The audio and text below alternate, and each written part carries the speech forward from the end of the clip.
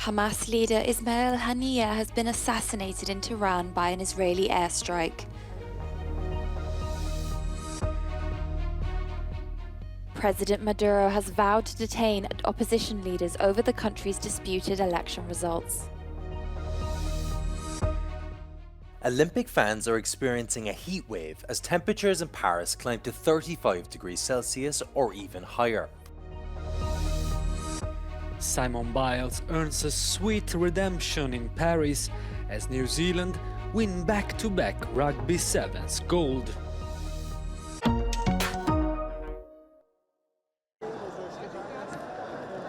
Hamas has confirmed its political leader has been killed in Tehran, according to Iran's paramilitary Revolutionary Guard. Iran had previously vowed to kill Ismail Haniyeh and other leaders of Hamas over the group's 7th of October attacks on Israel. Hamas has blamed Israel for the attack. However, an Israeli military spokesman did not immediately respond to a request for comment. Haniyeh had been living in exile in Qatar, but was in Tehran to attend a ceremony. The strike comes at a precarious time between Israel and Hamas, whose representatives are currently working out a ceasefire deal. Israel said it targeted a Hezbollah commander in a rare strike on the Lebanese capital of Beirut, in a strike that killed at least one woman and wounded dozens more. The attack comes amidst escalating hostilities between Israel and the Lebanese paramilitary Hezbollah group. Israel said the strike killed the commander allegedly behind the deaths of 12 youths in a weekend rocket attack on the Israeli-controlled Golan Heights. Hezbollah's ongoing aggression and brutal attacks are dragging the people of Lebanon and the entire Middle East into a wider escalation. While we prefer to resolve hostilities without a wider war, the IDF is fully prepared for any scenario. Hezbollah did not immediately confirm the commander's death, and it was not initially clear whether he was hit. Lebanon's public health ministry said that the strike in a southern suburb of the capital killed one woman and injured 68, some of them seriously.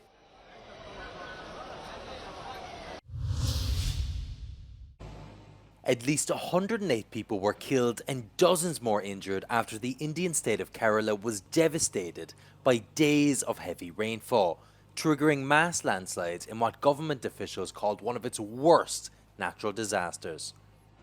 Local media reported that most of the victims were tea estate workers. India's weather department has put Kerala on alert as the state has been lashed by incessant rains, with the downpour disrupting life for many.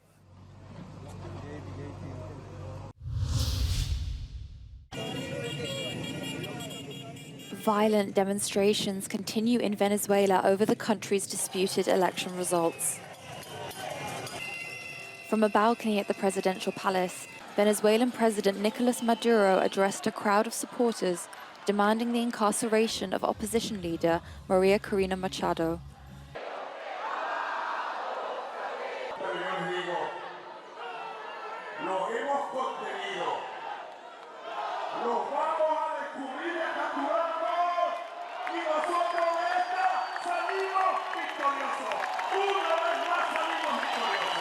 Both Maduro and the country's main opposition coalition have claimed that they have won Sunday's presidential election.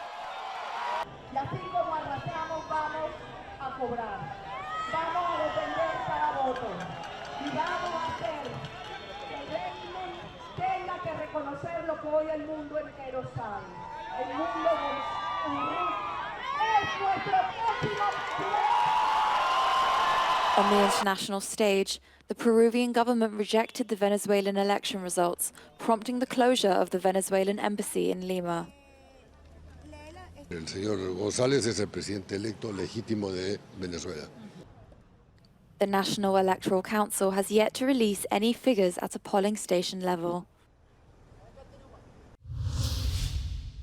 A German citizen sentenced to death on terrorism charges in Belarus was granted a pardon by the country's authoritarian leader. It wasn't clear whether the decision by Belarusian President Alexander Lukashenko means the capital punishment will be replaced with life in prison for German Rico Krieger. Krieger was reportedly accused of photographing some of the country's military facilities and of staging an explosion at a railway station on orders from the Ukrainian Special Services.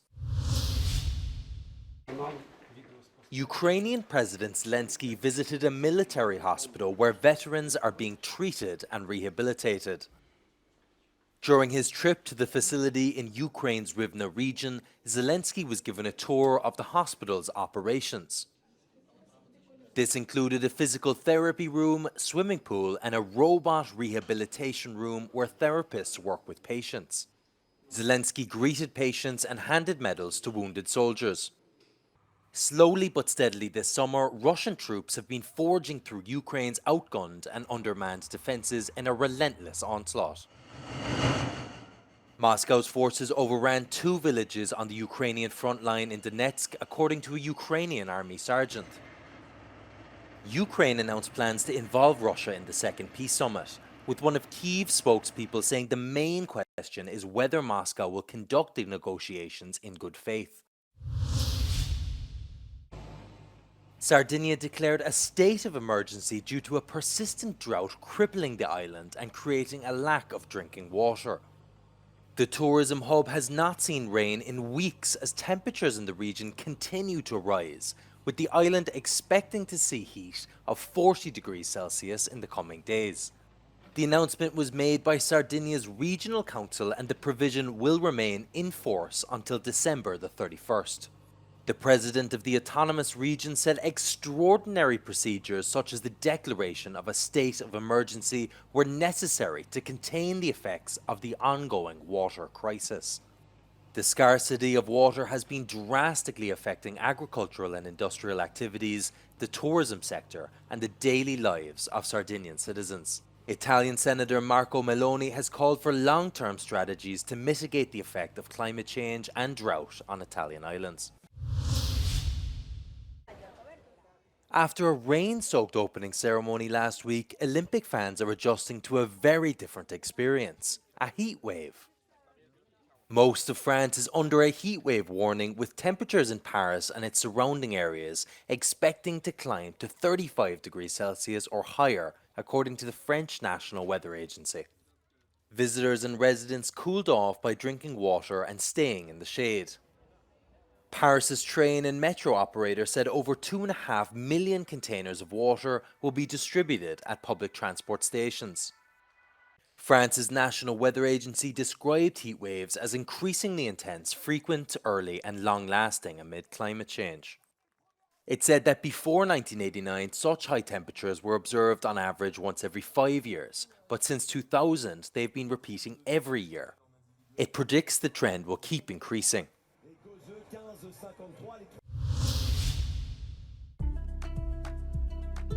A great Tuesday for women's sports in Paris. Simone Biles and the US gymnastics team won gold by a huge margin 3 years after Biles' withdrawal at the Tokyo Games due to mental health issues. In women's rugby sevens, New Zealand defeated Canada to win back-to-back Olympic golds, while a British player is being investigated over an alleged racist message. Australia remained in the top spots of the medal table after Kaylee McKeown won the women's 100 meters by beating American world record holder swimmer Regan Smith.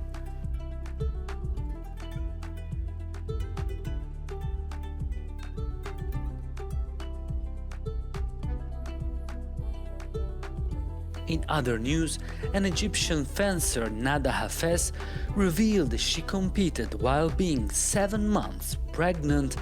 Hafez managed to reach the round of 16 before losing to South Korea.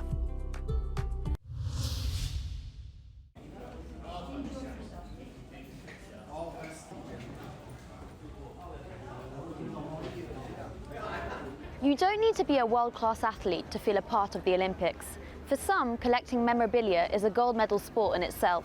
We've come to a fan zone on the outskirts of Paris to speak with some superfans and collectors. This is the first time ever that collectors have their own dedicated space. Le départ de la collection olympique, c'est les timbres, mais aujourd'hui les timbres ont beaucoup diminué, c'est surtout les pins, et puis après c'est tout ce qui touche à l'olympisme. Donc ce sont des billets d'entrée aux Jeux olympiques, des cartes postales, des timbres, des magazines, des objets divers, des mascottes. 87-year-old Robert Prat from Monaco has been collecting pins for 40 years. J'ai commencé à 40 ans à collectionner les pins et les médailles, tout ce qui est métallique sur les Jeux olympiques. Donc j'ai actuellement près 5000 pièces officielles de tous les Jeux, de tous les pays du monde. C'est mon plaisir. Voilà, vendre l'argent, non, ça ne m'intéresse pas du tout. Catherine Salin brought her collection of pins to Paris for the duration of the Games. Je pense qu'on peut me qualifier de super fan parce que depuis 92, j'ai fait 14 Jeux olympiques, soit d'été, soit d'hiver. Donc Paris vont être mes 15e Jeux. There may be an official trading space, but collectors also exchange elsewhere. When I bring pins that I have not paid a lot of money for, if I can trade them or sell them for more than I paid, it'll help reduce the cost of my trip. See somebody with a bag like this or a lanyard with pins on them, that means that they're willing to trade, so it's okay to go up to them and talk to them. And it's not just the revenue side, but the interaction. It's fun to talk to people. For collectors, Olympic memorabilia is at the heart of telling the Games story.